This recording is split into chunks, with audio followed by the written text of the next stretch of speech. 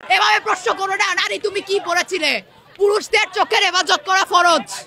এই জিনিসটা, এটা আমি ইসলাম ধর্ম অনুযায়ী বলছি, আমি ইসলাম ধর্ম অনুসারী। আমি যদি ইসলাম ধর্মের কথা বলি তাহলে পোশাক কোনো ব্যাপার না। লিল মুমিনিনা ইয়াগুদ্দু মিন আবসারিহিম, এইটা কোরআন না হাদিস? যারা জানেন তারা বলেন কোরআন না হাদিস? এটা সরাসরি কোরআন। তারা বলতেছে যে হাদিসে আছে পুরুষের পর্দা ফরজ, হাদিসের চাইতে বড়টা আছে। আমি মানলাম পুরুষের পর্দা ফরজ, কিন্তু একজন অশ্লীল বেহায়া মহিলা যখন কোনো পুরুষের সামনে দিয়ে হেঁটে যায়, এই যে টক চেনেন আপনারা, তেঁতুল, যাদের খাওয়ার অভ্যাস আছে, তারা যদি দেখে তাদের খাইতে মন চাইবে কি চাইবে না? তাহলে যদি কেউ মন চাচ্ছে, মনে মনে পণ করে আসে আমি টক খাবো না, কিন্তু যখন কেউ সামনে নিয়ে এসে বারবার তাকে দেখাবে, যে ব্যক্তিটা দেখাচ্ছে বারবার, ওই ব্যক্তির দোষ আছে না নাই? অবশ্যই দোষ আছে। পুরুষ কুল্লিল মুমিনিনা ইয়াগুদ্দু মিন আবসারিহিম, তাদের নজরকে হেফাজত করবে, আল্লাহর ওয়ার্ডার। এই কথা বলার পরে পরে সে বলতেছে পুরুষের পর্দা ফরজ, নারীরা তাদের ইচ্ছা মতো পোশাক করবে। এখানে কোরআনকে হাদিস বানাই দিল, দিয়ে পরে আবার বলতেছে নারীরা তাদের ইচ্ছা মতো পোশাক করবে। এইটাকে আল্লাহ বলছে? আল্লাহ বলছে জাহিলি যুগের মহিলাদের মতো তোমরা অশ্লীল পোশাক পরে রাস্তায় খোলামেলা ভাবে বের হয়ে না। অকরনা ফি বুয়ুতিকুন্না ওয়ালা তাবাররাজনা তাবাররুজাল জাহিলিয়াতিল উলা। কথাটা কার? আল্লাহ বললেন জাহিলি যুগের মহিলাদের মতো খোলামেলা পোশাক পরে রাস্তায় বের হয় না। তাহলে ধর্ষণ যে হচ্ছে, এর জন্য কিছুটা হলেও অশ্লীলতা দায়ী আছে না নাই?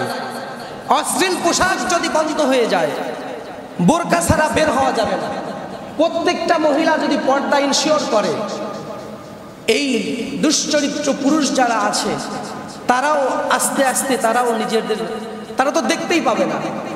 তারা যদি তাকায় থাকেও, একজন বোরকা পরে যাচ্ছে, 20 বছরের মহিলা যাচ্ছে নাকি সে 50 বছরের বুড়ি যাচ্ছে, যদি ইসলামের যে বোরকা, সঠিক বোরকা যদি পরে, তাহলে আপনি বুঝতে পারবেন না যে এই মহিলার বয়স 20 বছর নাকি 50 বছর। বর্তমান যে বোরকা পরছে, এই বোরকাটা শরীরকে আরো আকর্ষণীয় করে মানুষের সামনে প্রদর্শন করে, শরীরটাকে আরো আকর্ষণীয় করে মানুষের সামনে উপস্থাপন করার জন্য এই বোরখাগুলো বের হয়েছে। এটা পর্দার বোরখা না। 100 জন মহিলার মধ্যে 5 থেকে 6 জন অথবা এর চাইতেও কম পরিমাণ বোরখা আছে যেগুলো চলে, মোটামুটি চলে। বাকি 95% বোরখা এই সমাজের অশ্লীলতা আরো বেশি করে ফুটায় তোলে। তাদের শরীরের কোথায় কি আছে এইটা ফুটাই তোলার জন্যই মনে হয় বোরখাগুলো বানানো হয়েছে। নাউজুবিল্লাহ। এই অশ্লীলতা থেকে বের হয়ে আসতে হবে। আর সর্বোপরি ধর্ষণ বন্ধ করতে হলে, সমাজে চুরি ডাকাতি চাঁদাবাজি বন্ধ করতে হলে কোরআনের আইনের বিকল্প কোনো পথ খোলা নাই। ঠিক কিনা ভাইয়েরা? এই যে আসিয়াকে ধর্ষণ করা হয়েছে প্রকাশ্যে, সারা বাংলাদেশের মানুষ দেখবে, টিভির পর্দায়, মোবাইলে দেখবে, যদি গলা কেটে দেওয়া হয় প্রকাশ্যে, আগামী 1 বছর এইরকম ধর্ষণ করার দুঃসাহস আর কেউ দেখাবে না। ঠিক কিনা বলেন? এইটা হলো কোরআনের আইন।